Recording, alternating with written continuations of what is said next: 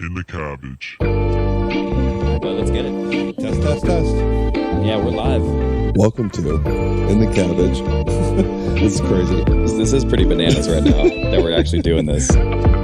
I'm Tommy Swain, Andrew Witt. Please subscribe, please listen, please download, like. And just a reminder, keep swinging.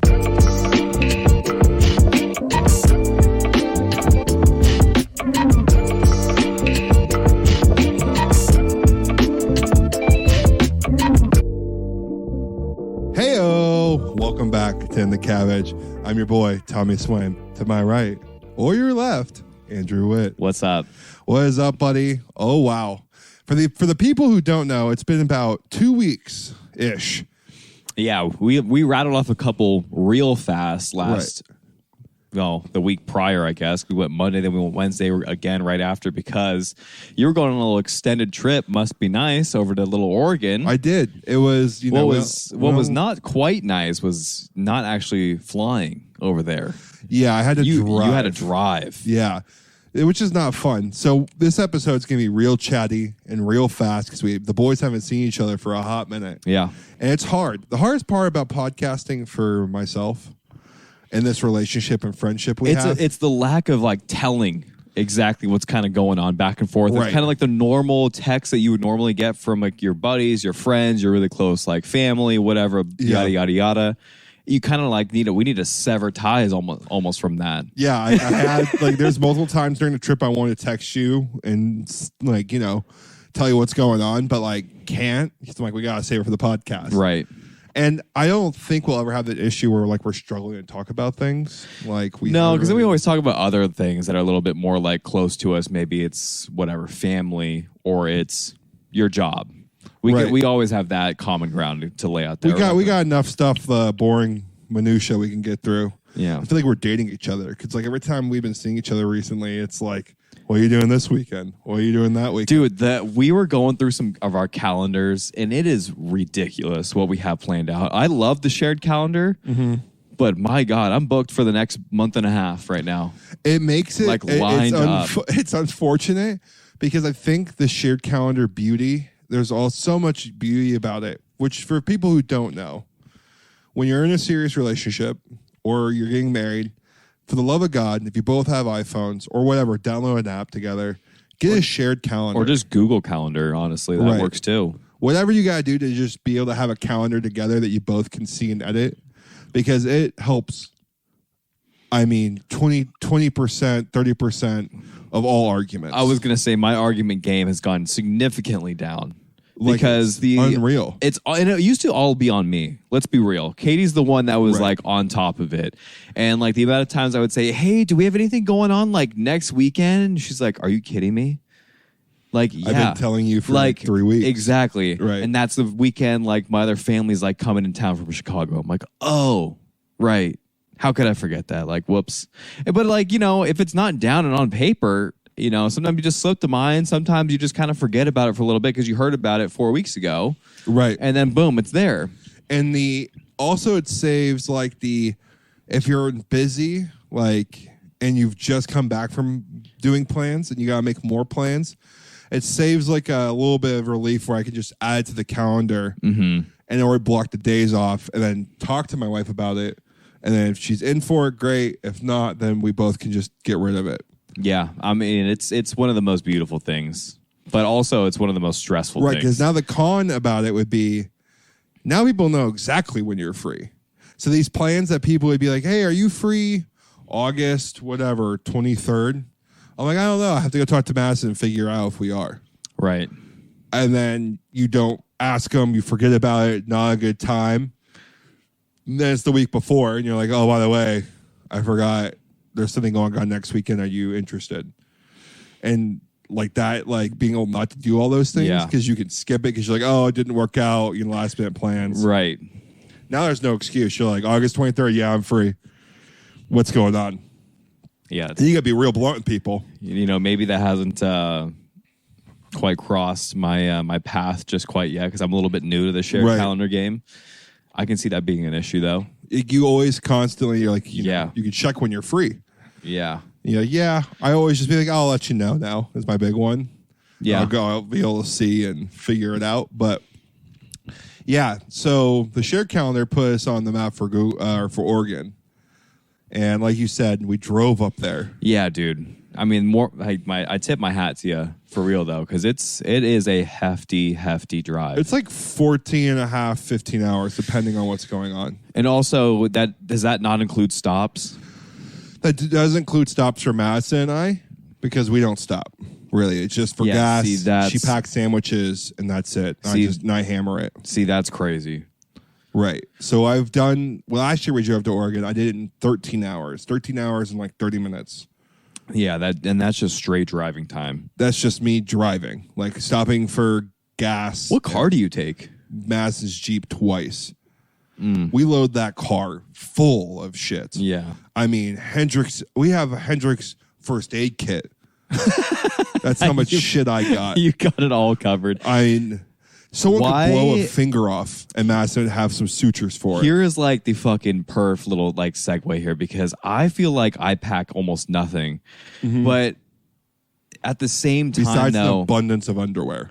Yeah, of course. I take enough underwear to if I was stuck on a 3rd-story building to build a rope. We always joke about it, but yeah, that's the same shit. Like I have to pack an extra 2 or 3 days of underwear in case I shit myself twice. Right.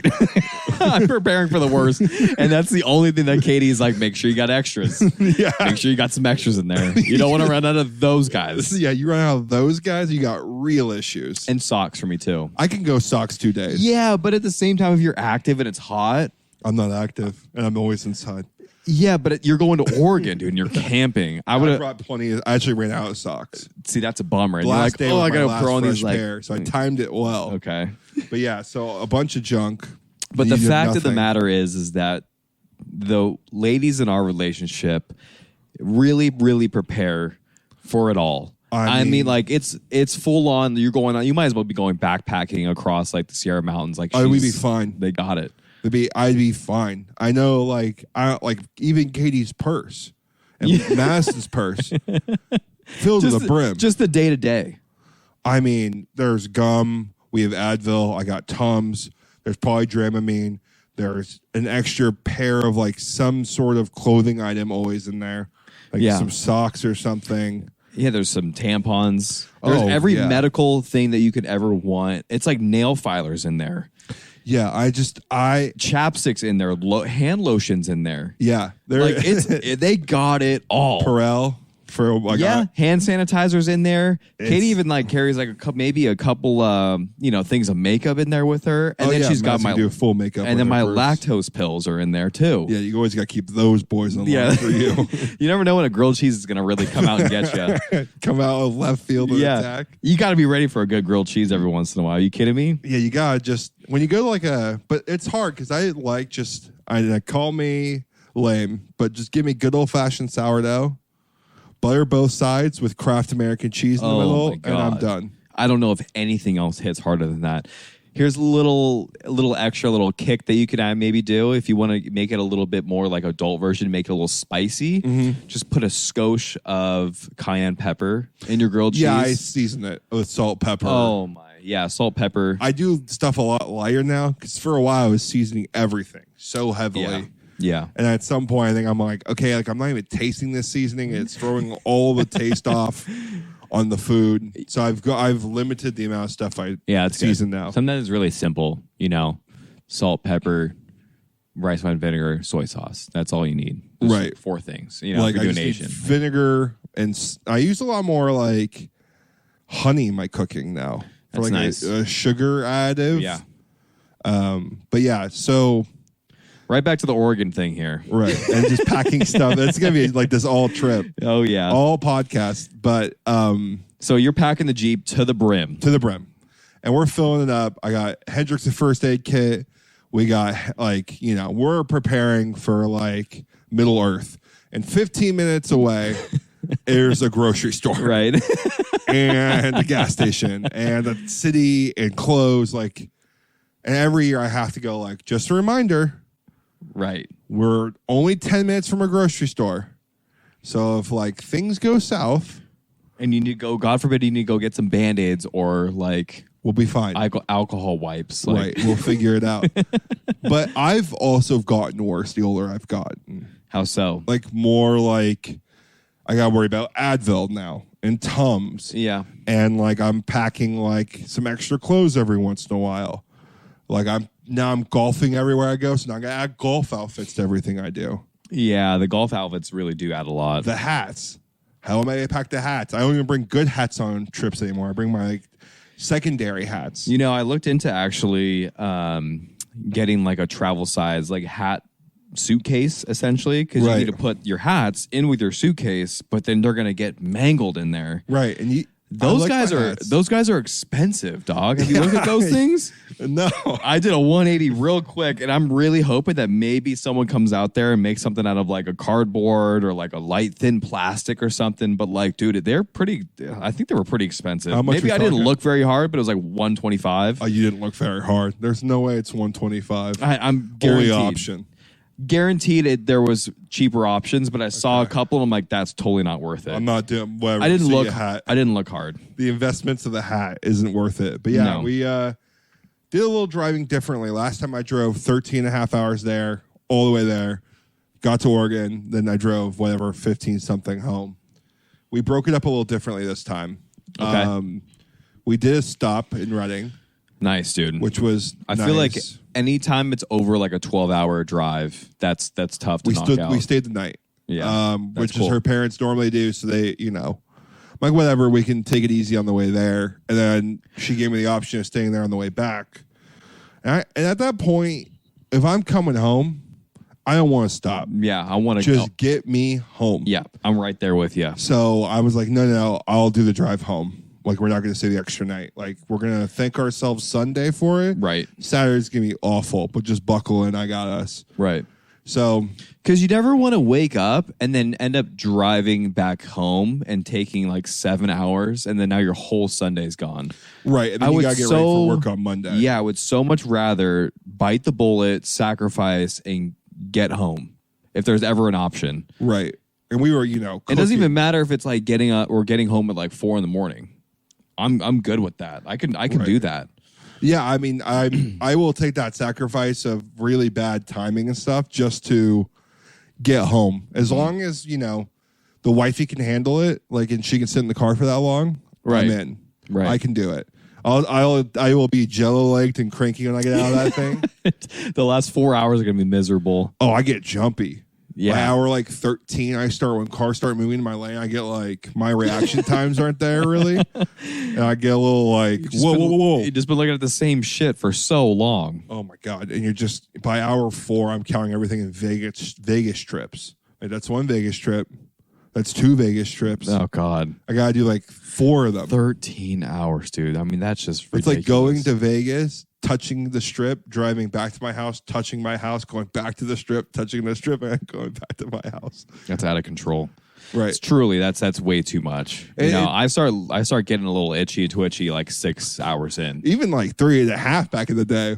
Yeah. Was getting stretchy for us. Yeah, I did a Chico trip, but that was 8 hours. That was getting a little tweaky too. Yeah, I bet you get a little weird in the car after that long. I can't then you got to tackle another 5 after that. Like, whoa, that's a long time. By hour 3, like me and you, I always get so excited for a Vegas drive between the two of us that we blabbermouth for a good 3 hours and 20 minutes. And then we're like, oh shit, we're here in Vegas. Yeah, basically. and then we're wiped though by the last 30 or 40 minutes. And we get there and I'm like tired. Yeah, I just sat there talking for 3 hours. We just buzzing on a coffee. But tell me about that night that you guys stayed at in Reading. Was it cool? It was cool. There was like a bridge there that's famous. It's like a glass bridge. Walked across it. It was cool. We also have like a bunch of hiking paths that they can go on so let the dogs out. We walked around. It was cool. We saw deer. Love that. Which like in Oregon, that northern, like super northern California, seeing deer is pretty like everyday stuff. Yeah. Which is always weird to me. It's like, oh my God, there's a deer. Yeah. People were like, yeah, that's whatever. That's a deer. Like, yeah, it's Fred. Like he comes here every other day. Right. And I'm like, what are you talking about? Right. They're like bunnies for us, They are. To them. Right. Because I hardly see bunnies out there. Really? Yeah. I don't know. Madison said the same thing to me. She's like, I don't see any bunnies out here. I'm like, well, one, because there's actually things that hunt them out here. Right. Of course. Like we have coyotes and stuff, but they're far and few between. Right. Those guys get to live out in bushes in people's backyards. They're great. Right. These bunnies out here are like actually in some stuff, like bald eagle type of vibe. Right. Come out. Right. You know, see a bunny guys. get jacked in front of you. Ruin my wife's trip. You know what's really funny is that it's so funny because a deer catches us off guard. Right. But there were a couple of times where I was walking around at Long Beach State on campus and people were like freaking out about the squirrels. Yeah. like losing their absolute minds with like, like squirrel.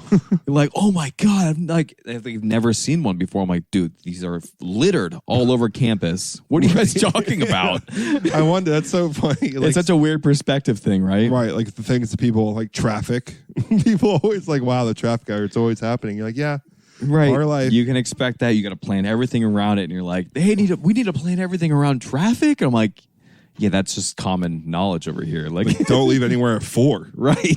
Yeah, leave earlier or later. Right. You can't Not leave around 4. that time. It's just really funny how that works. But yeah, the trip overall was amazing. Like it's very much glamping, but it's like log cabins, no AC, just windows. But we were on a lake. We had a really good breeze. Last year got to like 101, 102 Yeah, at times. dude, that's and that's stayed at ridiculous. night at like 78, 80. Which then you're like hot during the day and no relief at night. Here, like I got to like 90 one day, but dropped to like 52 at night. Woo. That's so nice. So you just open the windows up and you're good. But part of having the windows open is there's bugs that get to fly. And they have screens, but they're all janky. Okay. So we open up the first night, and Madison and I all trip long are getting jacked up by bugs. Oh, there was nothing worse. Dude, the first night in Reading, I stayed the night, and I got like a spider bite, we think, or a new type of mosquito. Right. And it bit me 3 times on my upper back in a line, and then flew down and bit me 4 more times on my lower back.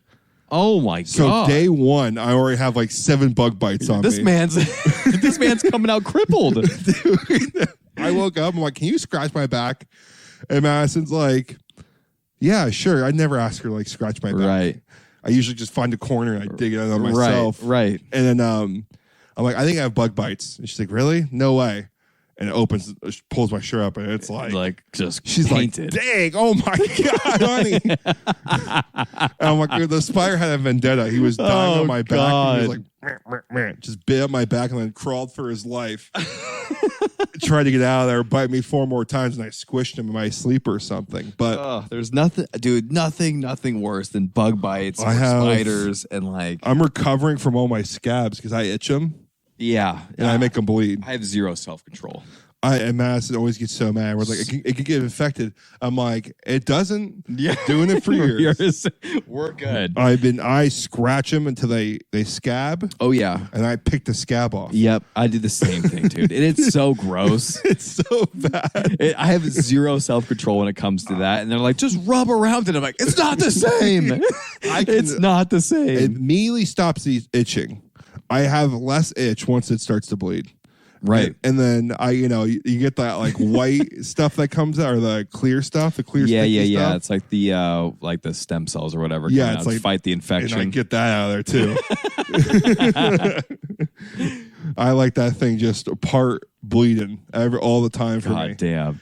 But yeah, and then always they're like, put on like the itching cream, Neosporin. I'm like, it's in the other room. Yeah. So Mass will catch me itching, and she's like, stop. And I'm like, oh my God. You got to get that cream though. Actually, that shit. I tried not to because I got so jacked up this week. I'm like, I'm going to scar myself. I can see, dude, you just lift up your other ankle and I knee mean, here. like all over, oh my dude. God. They're all over. I have like 5 on my one leg, like 3 or 4 on the other, like 7 on my back. That's tough. So we opened up night 1, and all these mosquitoes fly, and we just saw them for the first time. And so, you take it out. I'm like, well, it's either we die of heat and get no sleep, or maybe we get a bug bite in our sleep. It's your choice. Right. And you always choose bug bite. Yeah, of course. You can't go there and sleep in an 85 degree room. There's just no chance. No, I wouldn't sleep. And we need sleep because we're active all day. Right. No TV, hardly any connection from our cabin, so you can't really sit there and Right, just kind of just veg out for a little bit. right. There's activity after activity, and You gotta have like bug spray for the whole place, right? Can you do that? you could. We didn't really do it. I had some off. We sprayed that all over the room, but pissed everybody off because it smelled so bad. Who fucking cares? I know. We had to because after day one, Mass and I were so jacked up. Who cares? I mean, I don't know what it is, but you can, I'm sure, like put other things. Yeah, around next year the we'll be room. better about that, trying to clear the. But I turned the light on because I was watching my phone at night and 2 mosquitoes landed on my phone. I squished them both. Oh my god! I'm like, oh, I got them. That was the 2. I turned the lights on in the morning. I check around the area and there's like 30 dead bugs in the window seal, like 20 on the other, 20 on the other. No, thank you. So I clean up, get rid of all the evidence. Oh god, no, thank you. And I start shutting the windows where I think the culprits were. Like, Right. we're gonna have to ban the hatches somehow. Like, you can't just let them run rampant. Over No. here. Yeah. But it's I mean, we went golfing. Yeah, beautiful. And you also showed me a picture of the lake that you guys were at. Gorgeous lake. Gorgeous lake. So many trees as well. So lush. You are in the woods. It's Yeah. like a weird pull off. You're camping in the forest. The walks are unreal. Like I see waterfalls on a day, like a hike that's like 10 minutes for me. Yeah, so cool. The food and bar scene there is unreal. We ended up doing nice. a wine tasting night Love that. Dude. there from like a local winery that was unreal, so delicious. Had like a 1-sheet pasta, a lasagna. Okay. I don't know if you've seen that at all. It's like a lasagna noodle. Okay. Their sauce, whatever you do, one more lasagna noodle, toppings, broil it. Gotcha. But cooked pasta noodles. It eats like a cross between like a pizza and a noodle, like a lasagna noodle. Okay. I see what you're saying. Like crisp on the Is it top. almost like a baked ziti in a way? Yeah, Or but not? it's like a huge lasagna noodle. Okay, gotcha. Interesting. It was so fire. The soft serve. Just go to town on My that. God, is a real issue. I got soft serve every day. Sometimes I got it twice a day. I mean, if it's that hot, I mean, and you're going out to the lake and you're hanging out, and you know, ice cream just hits different when you're like in 90-degree heat. totally. And the lake's right there. So the Vavrocks and Mass and all bring their stuff to blow up their paddle boards and this raft they bought. Mm-hmm. And I don't touch any of it. I don't trust any blow up thing with my body weight out there. That's totally. I mean, that's fair. It's blow up stuff. So like, yeah, it's Like, even though like I got told like the blow up paddleboard is 500 pounds, I'm out there and it's bobbing. Wait, it's a paddleboard. Yeah. That's inflatable. Inflatable. How do you even stand on it? It inflates to like a certain PSI. It was actually a lot more sturdy than I thought it was going to be. Yeah. Okay. But you know, they're like, oh, you can do it. It's 500 pounds. I'm like, likely story. I get out there and I'm like sitting there, blown out eardrum, no balance. Yeah, that's true. I'm going to fall off that thing and I can't fall off it multiple times. And so, you know, I usually hang out with Hendrix on the beach and I kind of just sit on the water. Right. And that kid tries to drink all of Shuttle Lake. I mean, he tries to drink all of the water.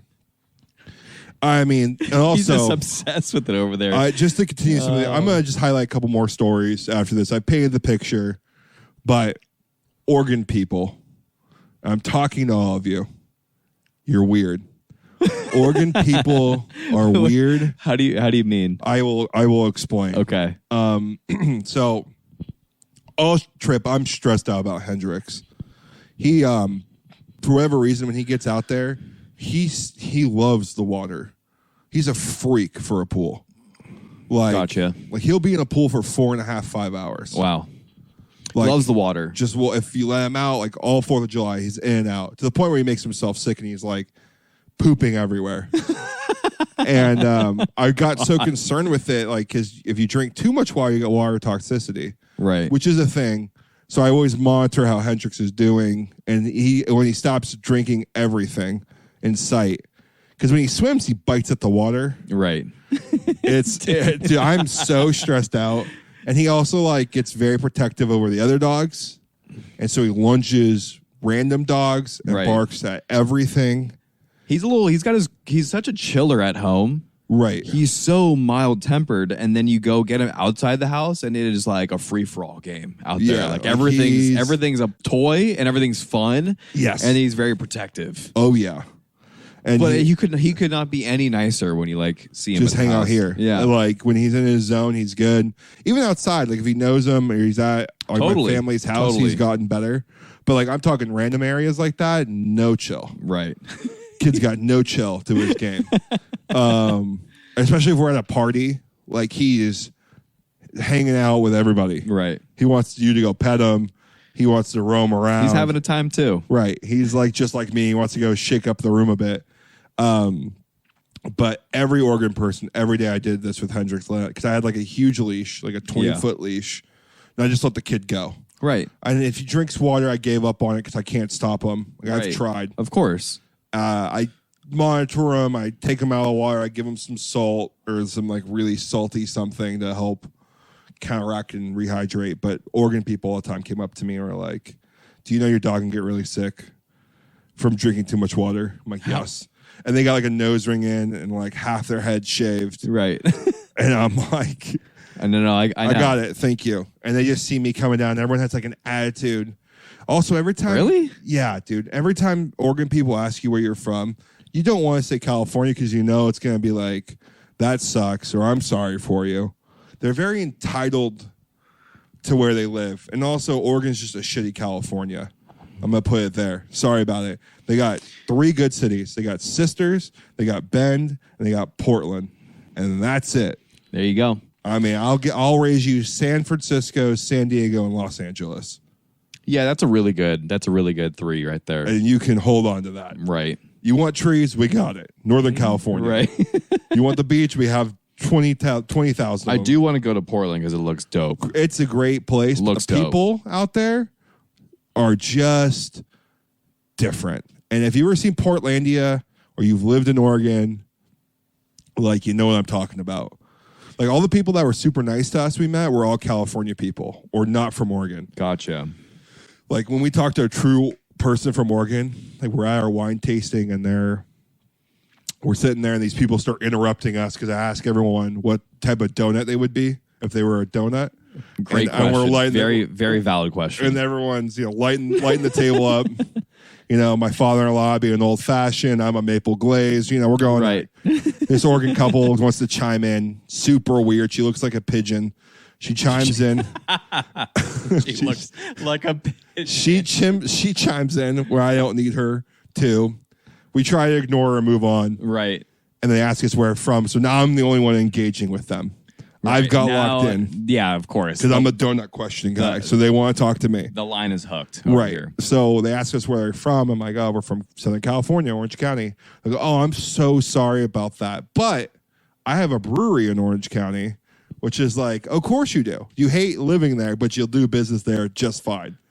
That is the weirdest follow-up statement of all time. He's like, oh, I'm sorry. And then we heard that multiple times. The fact it was like the balls of the people to Right. say that. Right. To my face. Like, just Like, oh, I'm sorry. Like, we're going to agree with them. And we're like, oh, yeah, we like it out here, too. Like, not like, Mass and I, like, we love living in California. And it's hard for us to see us living anywhere else. But, so. It's just such a weird thing to just fire off right when you meet someone. Right. It's just so strange. And we did rafting down Bend River, which is like 2.5 hour raft down there. Great. Gorgeous over there. You were showing me a couple of pics, but like that's just such a I can't get over that. And then but they'll have a brewery down in Orange County as well. Right. So it's just like that doesn't make any sense to me. It's just all they're just back. I have another crazy story which is gonna blow your mind here. Okay. So we were after like the rafting, it was Jake and Alana's last day, and we decided we were gonna start to play board games and hang out. We do so. We're in the clubhouse. They have AC there. We're playing Uno. We're having a jolly good time. We're drinking. Nice. And this couple behind us. Great board games and drinks. That always gets people going. There's like 15 or 20 people in this like clubhouse. And a random couple shows up. Okay. And they walk into the front of the clubhouse. Okay. And they go, "Hello, friends," out loud. To this is like an no one knows them. Open room, right? Open room. Okay. Right? There's a bar. Strange. People are coming in ordering food. Okay. Hello, friends. And it's a girl. Imagine a girl from Oregon. Imagine a dude from Oregon. That's what you got. You know, like weird clothing items. They look dirty. You know what I mean? Right. Whatever, Oregon people. And she goes, hello, friends. I just want you to, you know, our son just turned 1 yesterday. And then he's holding a drumstick at this kid. Like, you know, he's just hanging out. Not going to remember this. Just turned 1 yesterday. And, you know, we just wanted you to all join us in singing him happy birthday. If you could, and we'll share some cake with you. And I'm sitting here like, this is the most Oregon shit I've ever seen. If I walked up to anywhere in California, into any sort of restaurant, and it's like, hello, friends, everyone would be like, this guy better give us all money. Like who does he think he is walking in here like this? Or I just immediately think, dude, what is going on? Right. Like, why is this person doing this? Commanding the room. Right. And then, so she keeps going. And she's like, okay, we're all going to get ready to sing. And my son's name is Socrates. Oh, boy. Oh, boy. Jeez. Always right. Socrates? Like, you are begging for attention. That kid has terrible karma coming his way. I mean, he's 1 year old. He's banging on a drum. Like, this kid, and you could tell their parents are just so fake, but like so in love with him. And like I'm like, wow, this is just weird, like kind of like hippie drum, right? Spiritual thing like some going stuff on. I'm just not used to. Yeah. And so we all sing Socrates a happy birthday. Did you chime in? I mean, I sung happy birthday. Right. I mean, I'm in it now. Happy birthday, you know, all of it, all the Socrates. I don't know if I'd join in. I mean, there was cake on the line. I sung. And there's only 15 people in here, right? That's true. And so if it was like 60 or 70, wouldn't have sang. Right, that's true. But like she's like an icon, and she steps right in front of our table. So I'm looking at her like dead in the eye. And so if I go like, no, I'm not singing your son happy birthday, then I look like a huge dick. Right. I can't do that, you know? Yeah, and cake is also on the line. Cake is on the line. Yeah. And so we sung him happy birthday, and the cake. I mean, Socrates, awful name. Best cake I've ever had. Really? Unreal cake. Yeah, okay.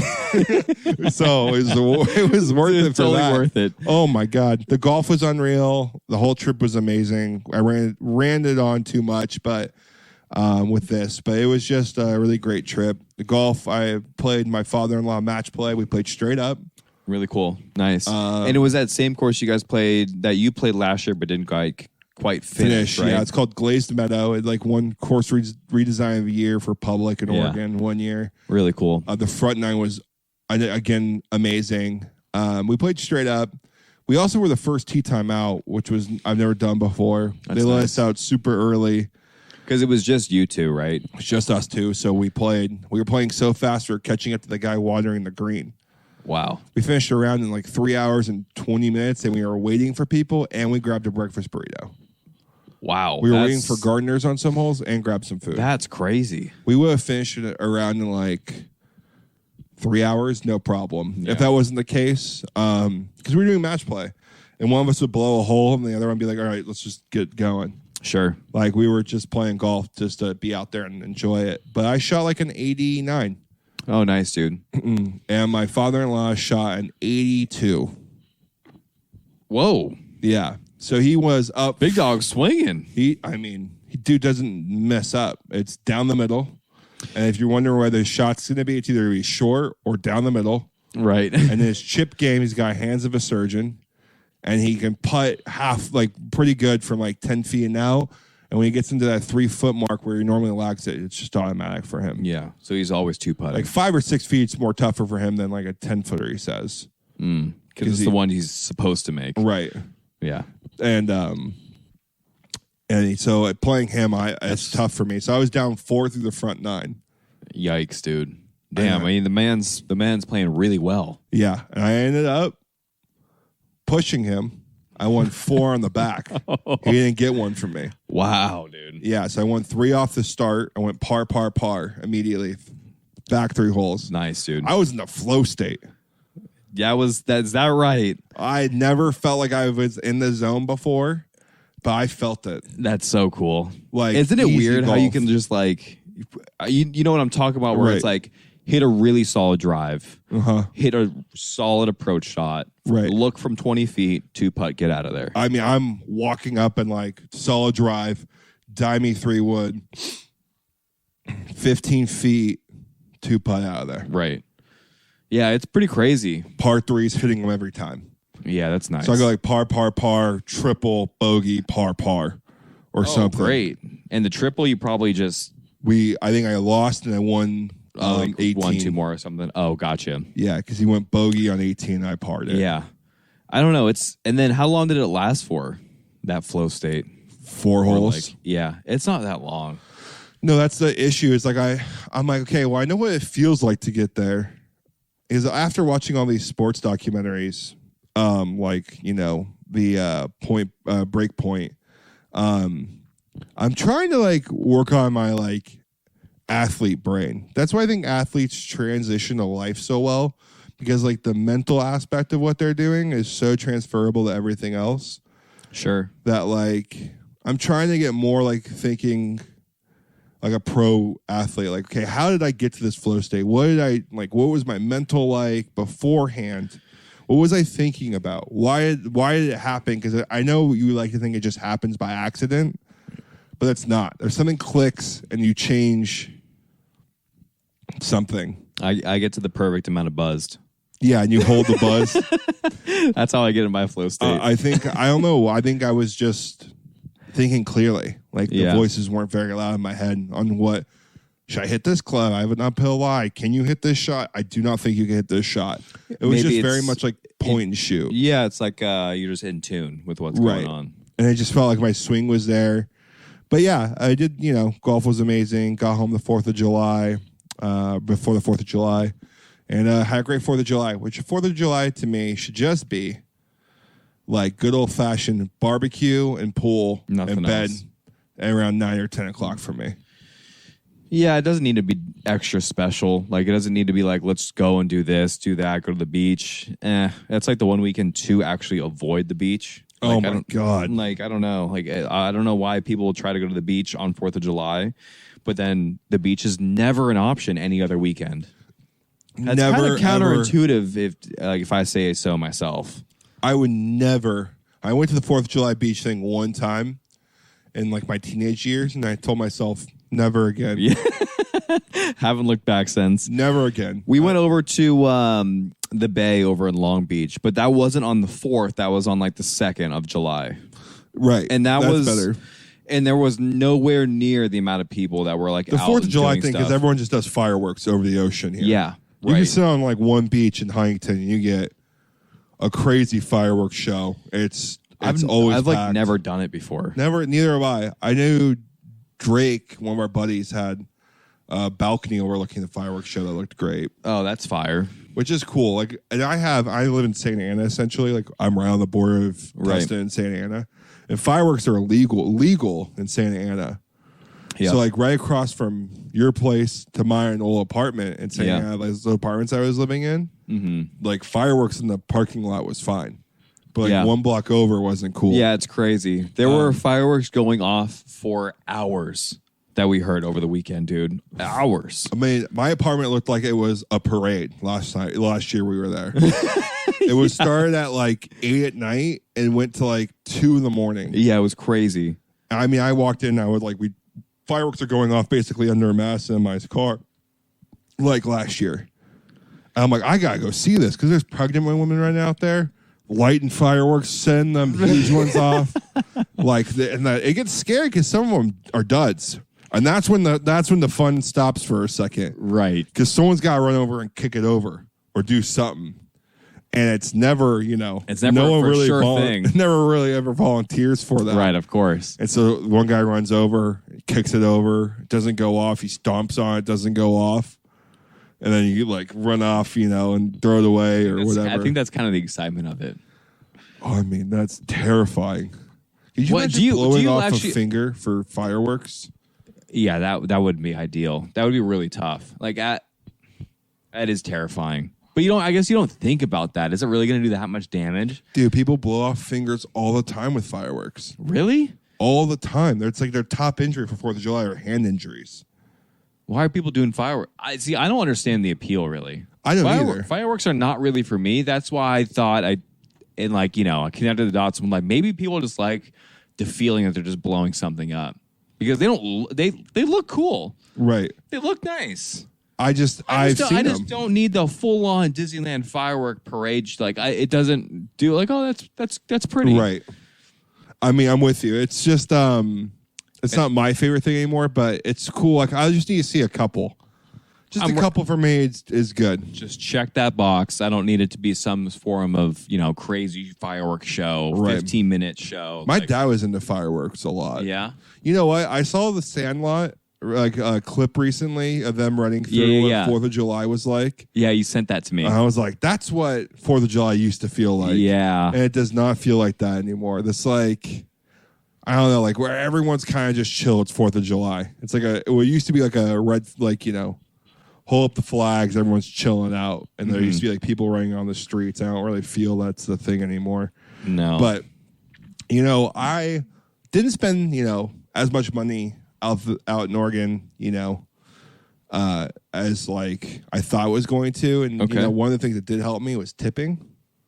Ooh, okay. Let's roll into this one right here. I just, recently have been trying to avoid DoorDash and like food delivery stuff and picking things up.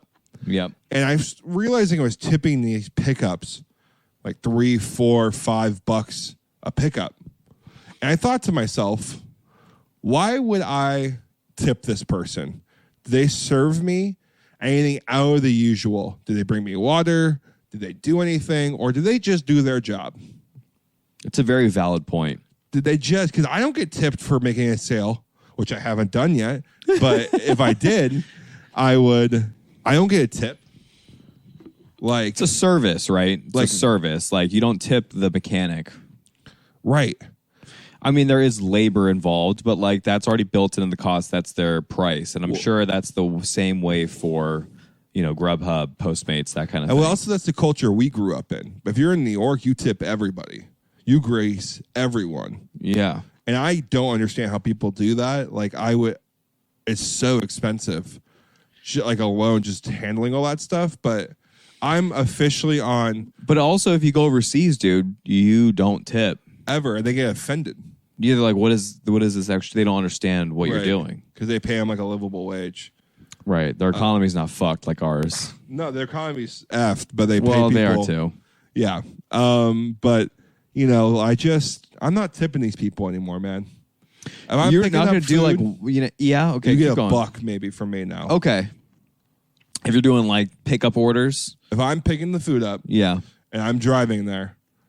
And I'm picking the food up. Yeah. You're getting $1 from me. Here's where I go. Big, and I don't know why. It doesn't really seem right to me, but this is just how I guess I justify it as well. Like, if I order Chipotle on the app, I'm not tipping. Big corporations, it's tough for me to like tip. If I'm going to go and pick up food from like our favorite Mexican food spot that we went to like in Long Beach. Yes. Right? I'm tipping $2 or $3 actually for picking up. That's pretty good. Family owned, right? $2. Right. You get 2 burritos or something like that. I'll throw $2 in there for like the family owned, like our favorite little like. That makes a lot of sense. I guess I didn't really think of it like that, but at this point, I'm you're done. Hurting just as much as that person back there right now. So I'm like, that's fair. Like maybe when I get some more cash, you'll see some more cash flow, and I'll make it up to the person, down the line. But right now, if I'm picking the food up, you provided a service for me. Well, the budget's tight. The budget is always tight. Yeah. And it's like weddings and birthdays and whatever. Yeah, there's always things that you need to spend your money on that is not really in the budget. And so you got to squeeze elsewhere. And it's tough because there's other things where like you're going to a wedding, like you got to go and provided gifts, or you're doing something nice for your mom and dad. Maybe you get flowers for them because they're having you over for dinner and a bottle of wine. Like those are all the things that just kind of tack on, but you don't quite really account for. But this is another little tipping thing that I wanted to touch on as well. And what really kills me is sometimes I'll do the whole order at the counter, right? And they're still like bringing you the food. Like, let's say you're at like a Baja Fish Tacos or something like that, right? Like an order at the counter, sit down. They're still providing a service. There's a salsa bar, that kind of stuff. That's also where I'll tip like another maybe like 10%. $2-3. You're a much nicer man than me. If I'm in a restaurant, it's a restaurant, but it's not a server, right? Then I'll still tip like $1 or $2. Yeah. I get you. But what hurts me the most is when it's a nice dinner. Let's say we're going to Mastro's. Yeah. And like which is overrated and sucks. Let's just say we're going there. Let's follow along here and walk with me. Where you're going to celebrate your 2-year anniversary. You go to Mastro's. You spend $225. Right. You're expecting to throw out a 50 after you? That's 20%. Yeah, that's where I tip.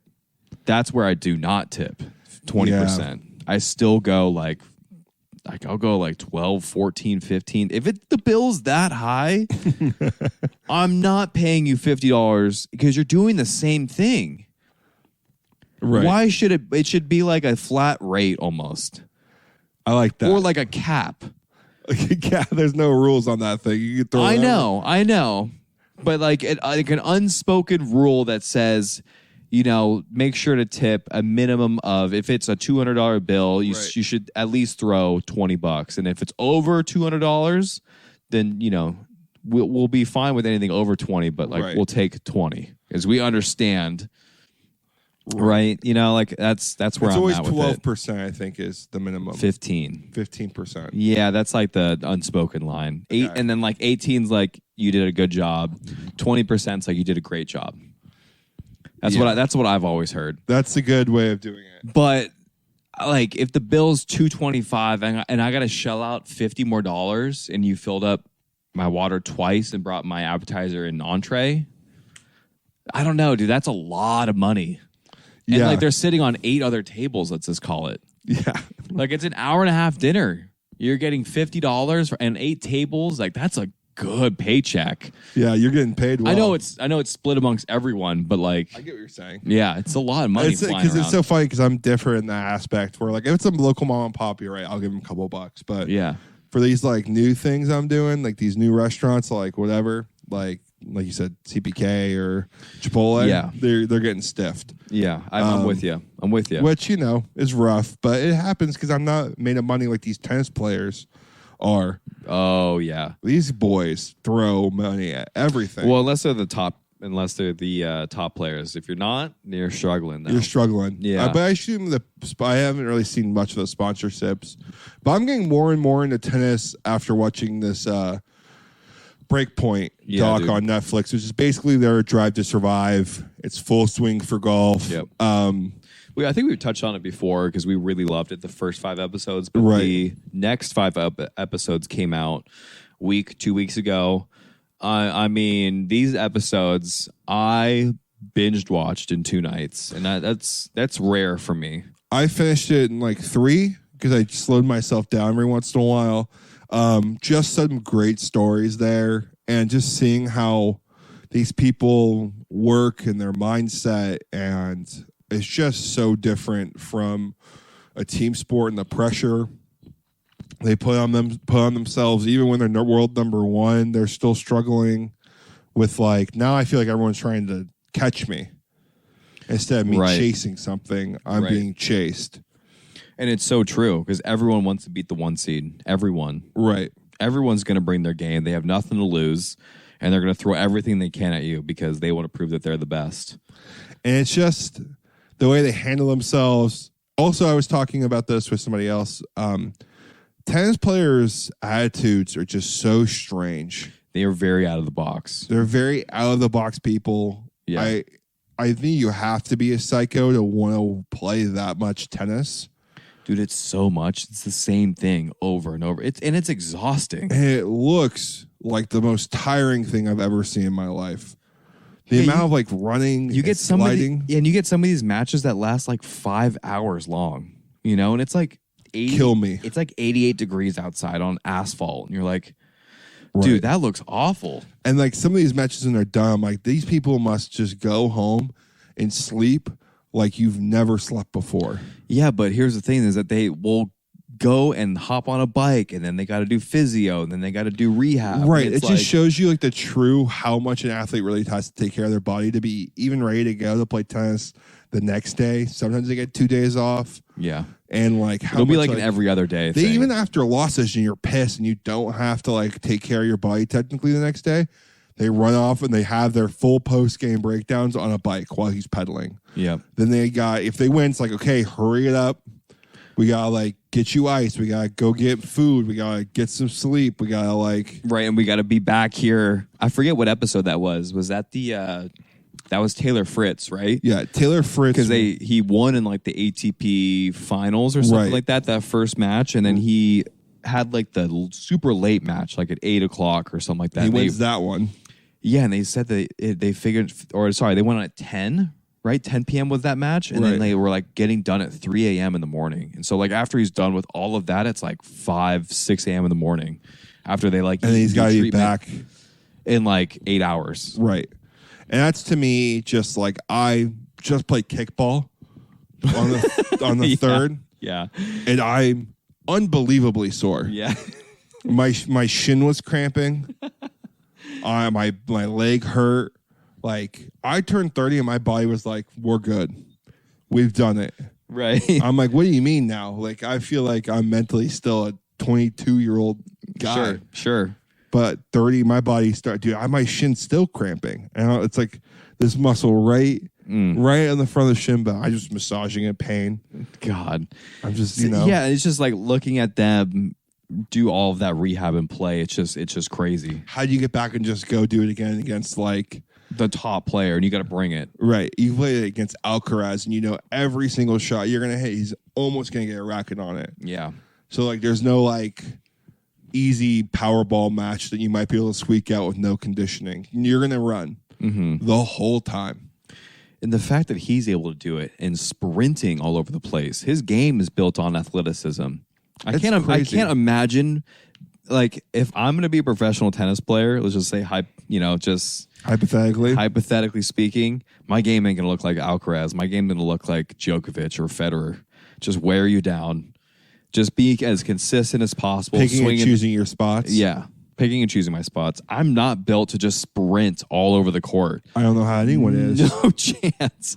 It's so hard on your knees and their body. They're flying around. And it's surprising they don't have a lot of, like, from what I understand, like, shoulder injuries. I'm sure there's, like... They do have some shoulder injuries, but I think they just deal with it as well. But it's not like throwing a baseball.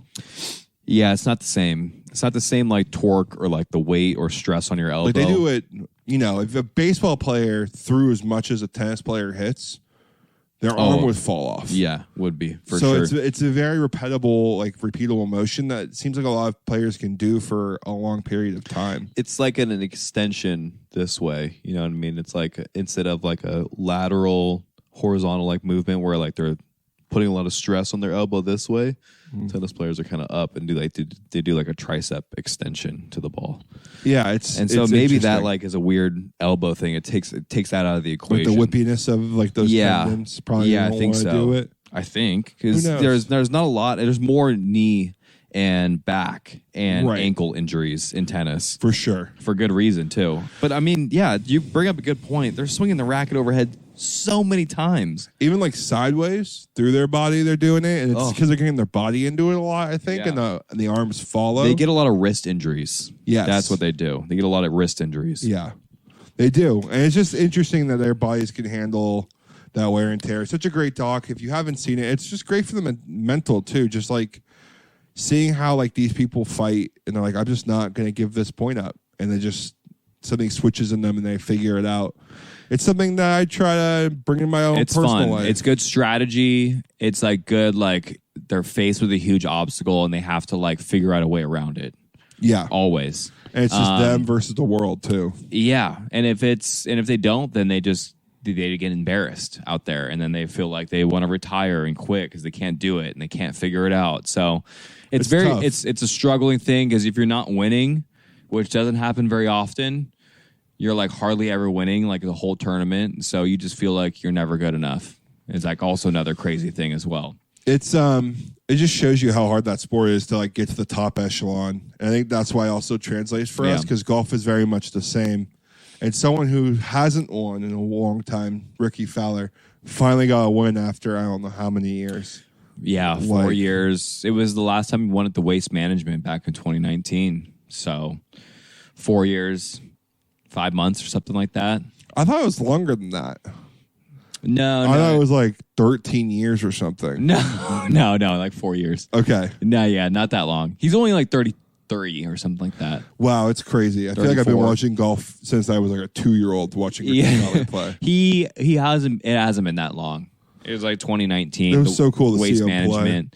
play. But yeah, I got to watch a good chunk of it, dude. It was so cool. Can you describe to me what happens on 18? Because I didn't get to watch that. I didn't get to see any highlights of what actually happened on 18. So you want regulation? So regulation, I'll give you a quick rundown of the significance. Yeah, I only got saw bits and pieces because I was in the middle of nowhere. So Ricky Fowler was in the final group. Yeah. And he was obviously like, had that lead. Is playing really well in the front nine and is like has like a 2-shot lead like going into the back. We're going to just run with that. I don't remember exactly what it is, but he's playing really well, like at 24 under.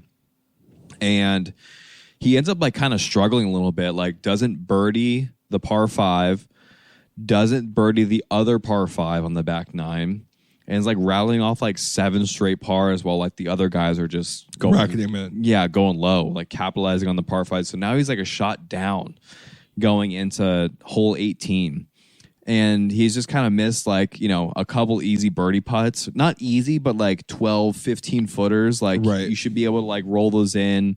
He saw the line perfectly where someone actually made the putt right before him, moved his marker back on that line and like missed that one from like a closer distance. So lots of meat left on the bone, which I was like, shit, dude, like he's not going to be able to pull this off. Right. And also he like sprays his tee shot like way to the right. Oh, wait. Sorry, way to the left actually on 18 is like in the first cut of like the semi rough. And I was like, okay, that's kind of nice. Like he kind of shortened down the hole and then he stiffs one to like 3.5 feet on 18. Whoa. Yeah, dude. And there's only been 7 birdies there all day. And he hits a monster drive over the left trees. Right, and then stiffs like 3.5 feet, throws a dart, taps in for birdie. We're going to sudden death here over time. Oh, thank God! Really cool. With who? You remember? Morikawa. Okay. Truth be told, dude, I actually got kind of pissed because I woke up at like and then checked my phone like a couple hours later, and it was like 11:45, and then they had Ricky Fowler wins, and I was like, how was the tournament over already? That's crazy. They started earlier because it was going to be raining later in the day. Oh, I saw that too. Like when Ricky Fowler wins, I'm like, how did that happen? So I wasn't paying really good attention to it, and I'm blanking on the other guy's name. It's okay. Oh, Adam Hadwin. Nice He's Canadian. Yes. The dude that got tackled on the 18th green. Yeah. So then they're going to OT. Both Adam Hadwin and Morikawa just pipe one down the middle on 18, playing the same hole, right? They throw, and Ricky's way far off to the right, like hits it over the trees and is like almost in the hospitality area, dude. But he's in rough that's actually been trampled on so much, and he gets a great lie down grain, but he's still like 185 yards out and throws another dart. 7-iron to like 10 feet. And you're like, this man is on fire. He deserves to win this now. He goes from not being able to win it to like he should deserve to win this thing. He needs it now. Yeah. If there's ever a chance, if he doesn't execute here, he's not going to win for a while. It could shake him up mentally for a bit. Patrick Cantley, Morikawa throws a great shot, but like one hops into the rough, and he takes himself out the hole. Adam Hadwin throws a dart, but because it's at the middle in the fairway, it's got a lot of spin on it. It rips to like 15 or 20 feet away from the cup. Ricky's on the same line as him, but like 10 feet closer. So Adam Hadwin misses his putt, and then Ricky rolls in the 10-footer for the championship. What happened to the bunker? What bunker? Rookie hits into a bunker and saves Oh, that it. was on like 12. Okay, that was like the heroic shot. Yeah, that was like the save of the day. Okay. Yeah, like the Geico save of the day or whatever. That was him on 12 or 13. I'm so glad Ricky got a win there with that wonky-looking putter, too. It's funny because me and I would have multiple discussions about driving, for show and putt for dough, and how, like, this is, our golf fandom kind of kicked up right around the DeChambeau era. I would say, like, really heavily, like, for sure, following everything. Both have custom clubs. I think that also just kind of coincided with COVID, right? Because you're like, that golf is one of the first sports to come back because it's very isolated. It's always outside, big open spaces. I think that also kind of contributed to it, right? That's the only thing we could do. And so they kicked up our fandom to like a different level because of COVID, not because of DeChambeau. And he was doing bomb and gouge. Right. It was like supposed to be the next big thing in golf. Like he's going to just blow over. He's going to hit 400 yards. Doesn't matter where he hits it. And he's just going to have enough strength and like mobility in his wedges just to get him out of trouble. He just thinks that, Augusta is like a par 68 course. Like he's just throwing out crazy numbers like that. Yeah. We're like, no golf course is long enough for me now. And he comes out, wins one. Everyone gets a little worried because, of course, you shouldn't be able to bomb and gouge. Yeah, at the U.S. Open. Which is, Bethpage Black, I think is where they played. Mm-hmm. And forgot where I was going with this, but... It's the whole putt for dough situation. Right. Here. And he, his driver he was using didn't get really popular. The way he was swinging the driver, people tried to do but couldn't replicate. And it didn't really catch fire in like the golf community besides like talking about it. And because you just couldn't replicate 400 yards. But putting has this like upper echelons, I think, where if a putter gets really hot and everyone's winning with a certain putter, everyone will go buy it. So now this putter that they're using, which is like a Callaway something. It's like a Mallet Odyssey. It's like some weird looking. It's also like a weird length. It's like 39 inches. Right. It's not like an interlock. It's not and it's just got a long shaft. And it's like a straight shaft to super big, straight grip. Super long grip. And then he has like a metric ton of like weight tape at the bottom. I didn't see that. I didn't know he's got that much weight tape under his there. whole bottom of his club is gray from weight tape. Really? And so like Ricky wins with that putter. Wyndham Clark wins with the same putter. First one to win with it. Same thing, same everything. Keegan Bradley wins the next week with it. Right. And they're weight taping all of it. So now it's the thing. You got to get it, but you have to weight tape it. Which I don't, which is crazy. And everyone's selling out on it. I just think it's a good representation that putting is king, and it should always stay king because Scotty Scheffler has had some of the top stats on all categories besides putting. Even though he's finishing top 10s, he hasn't won as many as he should have. Right. Because his putting just hasn't gotten them there. It's also, if his putting was anywhere in the 60th or 50th range, he'd be winning a lot of tournaments. But when he's like 125 in the field in putting, like 110 in the field in putting, like, dude, you're just losing like 6 strokes to the field in putting. Like, that's tough. And he can't, even though he's like approach shot, greens hit, greens rag, like the man is short just game on fire. Yeah, all over the place. Can't putt, and he can't win a tournament. Not saying he's not playing bad. He's playing amazing. He's like as close to a robot as you could possibly be out there. He's averaging like 68, and his like strokes gained putting is like, whatever, 110 in the PGA Tour strokes gained, which is like bottom of the barrel. And it's just crazy. It's unreal that like you can just be like not that great at putting and it makes a difference. Because I didn't roll a single putt in like the last couple of rounds I've played, and I could feel a difference. Like when things start to drop for me, like the 6-footers start making them, there's some momentum you naturally start picking up. For sure, dude. If you start missing a lot of that stuff, it's just you also think about the fact where, let's say you don't 3-putt and then you don't lose a lot of you don't have a lot of penalty strokes.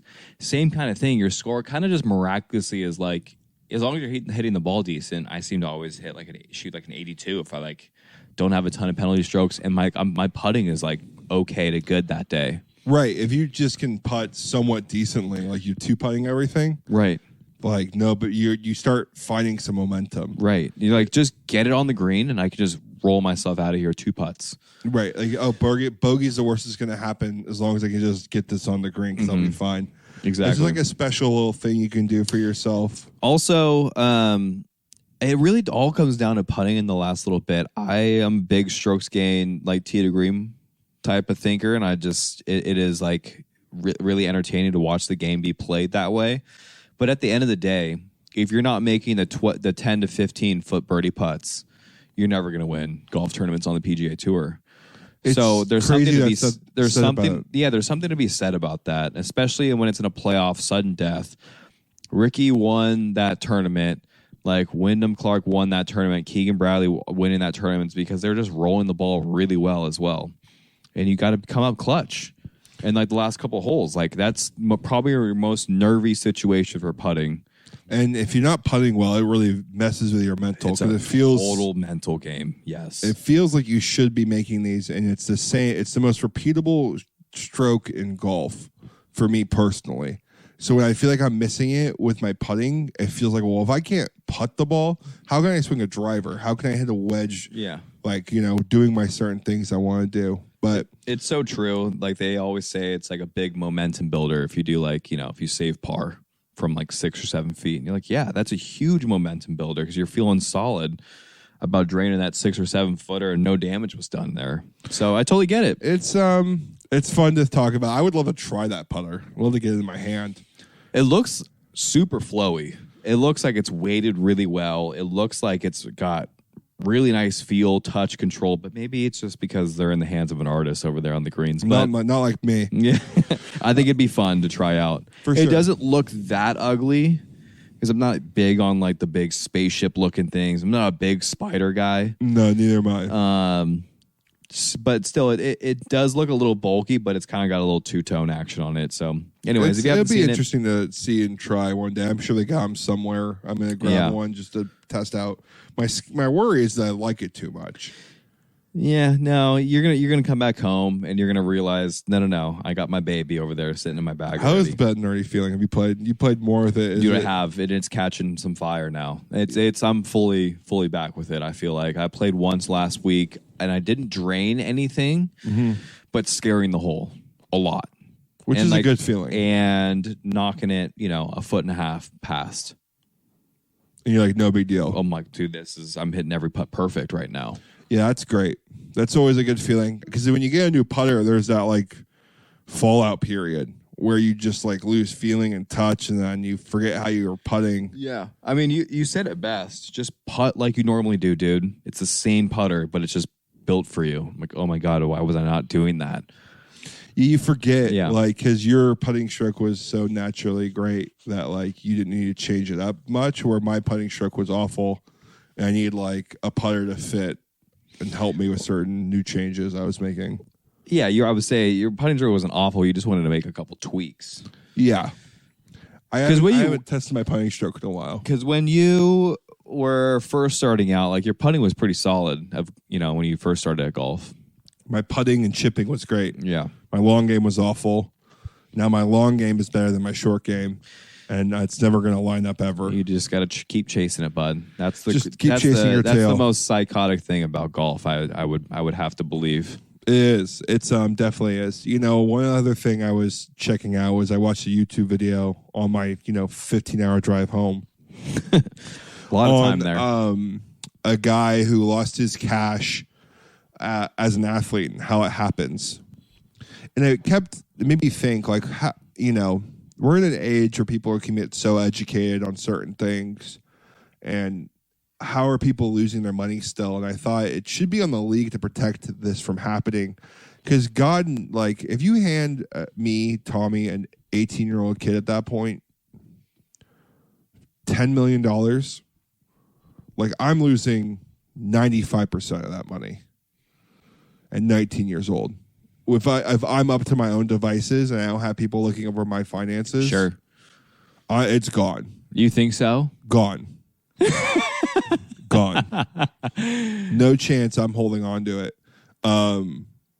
Now, if it's just up to my own devices, I would likely have things in place for myself where I'd have people who can make decisions for me that are smarter than myself. Yeah, I was gonna say, dude, don't you think you'd like invest it in something?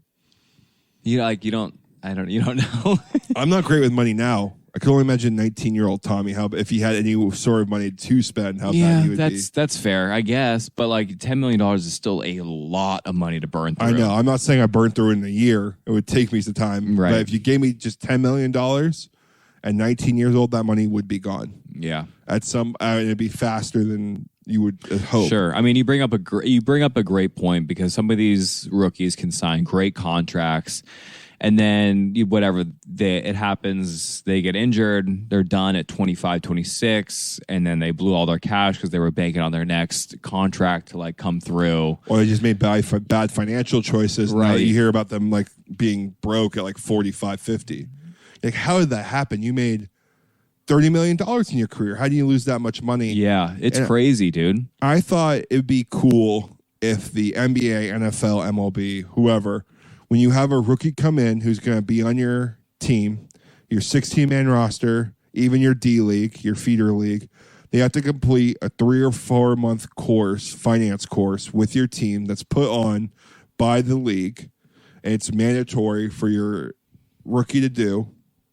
One, I think it's a great way to show care to these players. And I'm not talking like belittle them and whatever. I'm talking like give them somebody cool in there who can talk finances and show them like what a pitch looks like. I wouldn't know at 19 or even now really what a job pitch or like an investment pitch should look like. It's so true because they don't have any business experience. And then especially at the age of 19 years old, you don't know what that looks like. Yeah, you don't know what it is. Like you don't know what a legitimate offer is. Like you don't know like what's a good investment. Like right. why can't I invest in my uncle's $150 million restaurant? Also, why isn't it just taught in schools more? That's true. Like that in general should be happening. Right. But I had one economics class where I like learned 2 things about the economy and like the stock market. And that was it. Like it should have a full like finance, like have these guys sit in on pitches for investments. Have like what it looks like to have somebody do your taxes because these kids aren't doing their taxes. Like what a normal tax person should show you, how you track what they're doing and what they're spending. Like and they can phrase it along the lines of you guys are going to get a lot of money, and there's a reason why we're trying to help you with this. You're getting a small business, like a very profitable small business amount of cash, right, overnight, right, and it's free with you and how you want to invest it. Like showing them, like you got paid. This is your contract, $20 million. We contacted your agent. This is his percentage. This is like what an average medium home costs in our area, and show them their like net worth at the bottom of it. Like if you do all this is how much you'll have left over. Right, and it's like $18.5 million. And you're like, whoa, that's great. Now I'm going to put 10 million of that in investments and other things. Maybe take care of your family a little bit. Right, and then there's much more of an even distribution of like things that you can like. Show them because I wouldn't know what to do. Like, is my agent screwing me? Like, this is how much an agent should be costing you.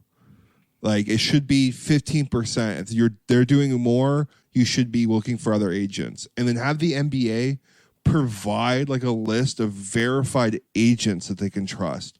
Have like the NBA, I'm just using them as an example. Yeah. Give them like a list of financial advisors that are trusted by the NBA that have certain certifications they have to approve for to work with them. And this way, like, people and kids who come into these things have, like, they don't always have to use them or mandatory, but they at least have an option to go to. Of course. It's a verified source, so they're not getting, jacked up by taxes, and, their best friends are not coming up to them like, hey, I want to start a clothing brand. Can I have $300,000?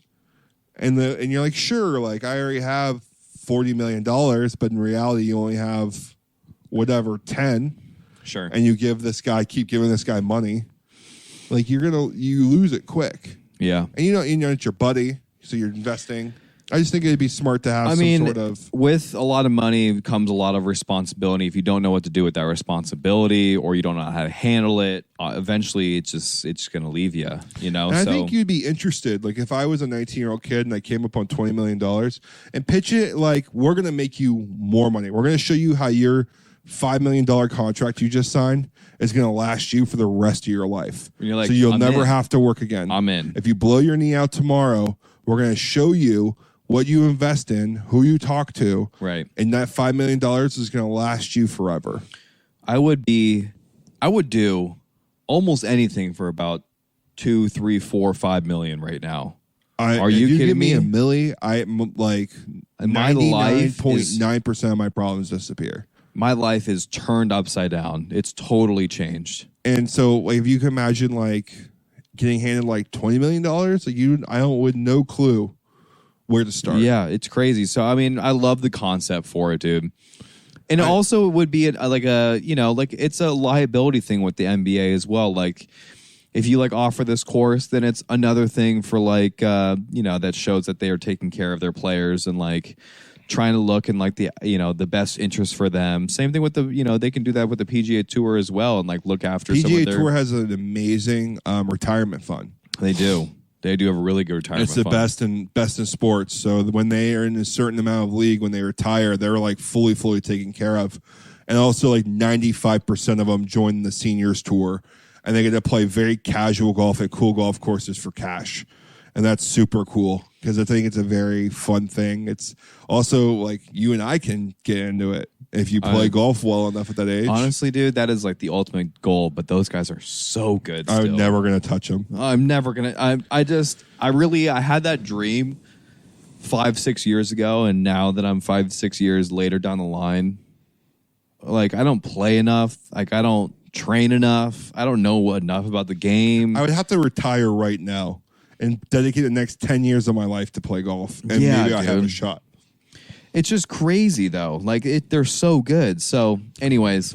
It's interesting to think about. And one people who I think are really getting screwed in pro sports is football players. Yeah, why is that? Like, they need to figure it out. Like, football players either need to start getting paid, like truly getting paid. Yeah, dude. This is rough. Like, these basketball players, like Dylan Brooks just signed like a 3-year, $80 million something somewhere. And then that guy's not worth $80 million. No. Like, and there's wide receivers, running backs who are top in the league who aren't making, Yeah, they're making like $5 million a year. Like, and that's crazy. Yeah, that's still, it's still a ton of money. But a ton of money. But not like, I get money. Basketball numbers are different. So if you can't take care of them financially, because it's just so many bodies, the benefits should be all time. Like they should never have to worry about money again once they retire. Their pension should be amazing, and their medical should be all class.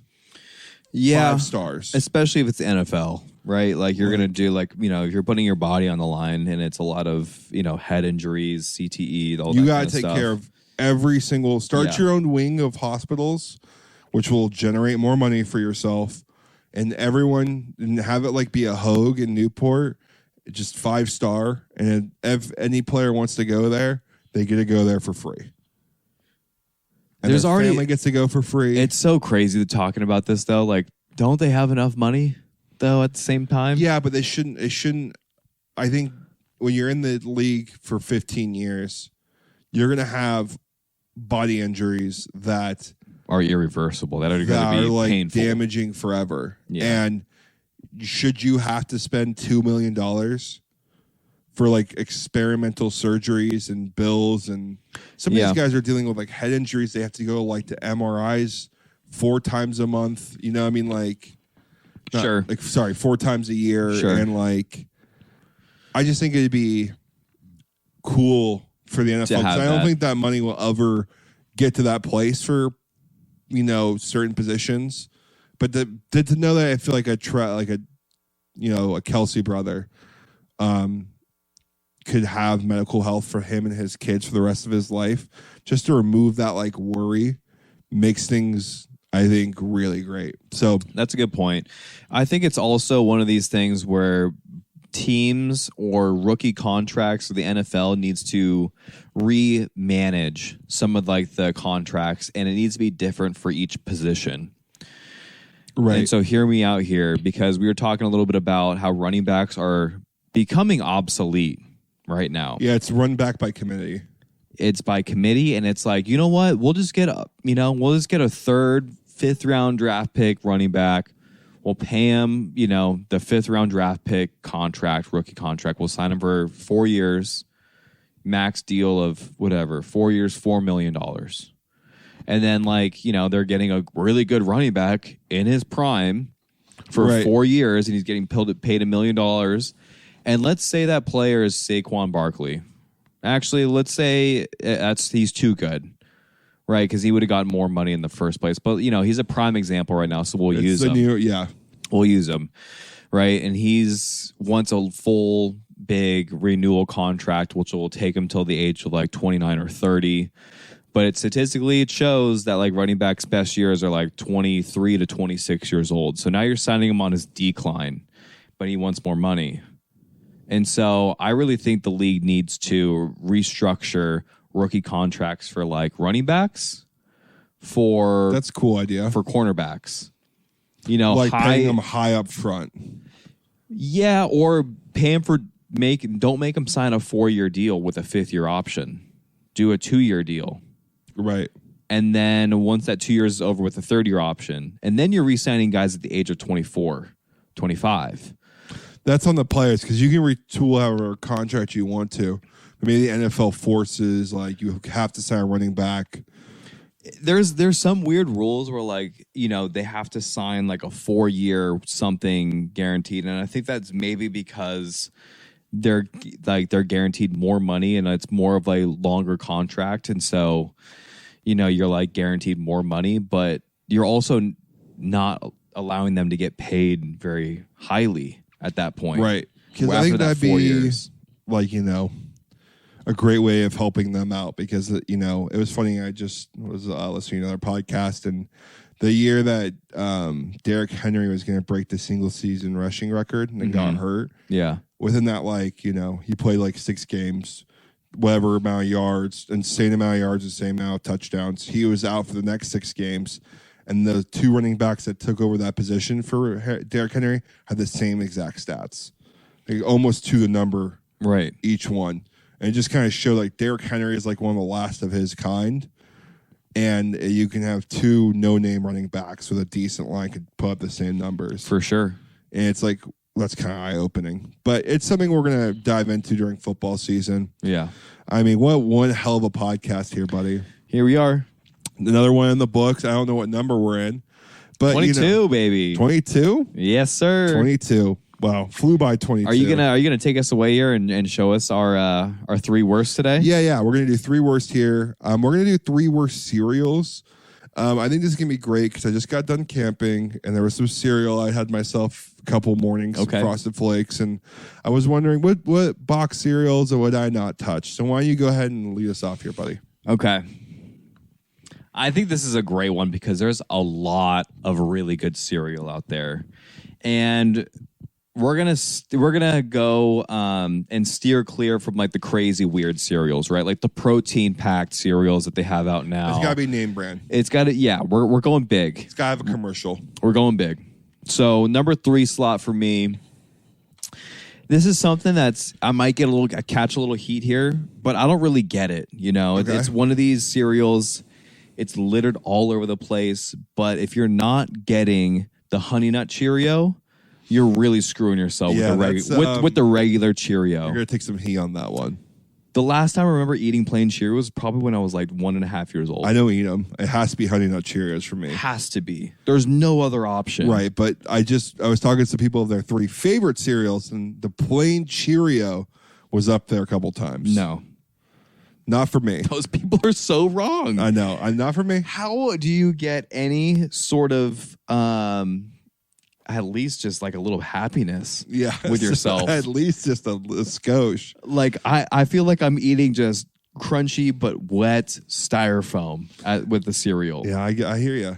And so that kind of leads me. All of these are very, very similar in this bracket because the number 2 cereal, you're only really getting it, if you can if you're like a texture kind of guy, and only for that. But they're like, it's just like the Rice Pop. It's the Rice Krispies for me. Yeah, that's my number 2. It's just air for me. Yeah, the plain old fashioned Rice Krispies. I could see that. Now, we're taking our cereals here at face value because obviously you can add some strawberries and some sugar to that Rice Krispie.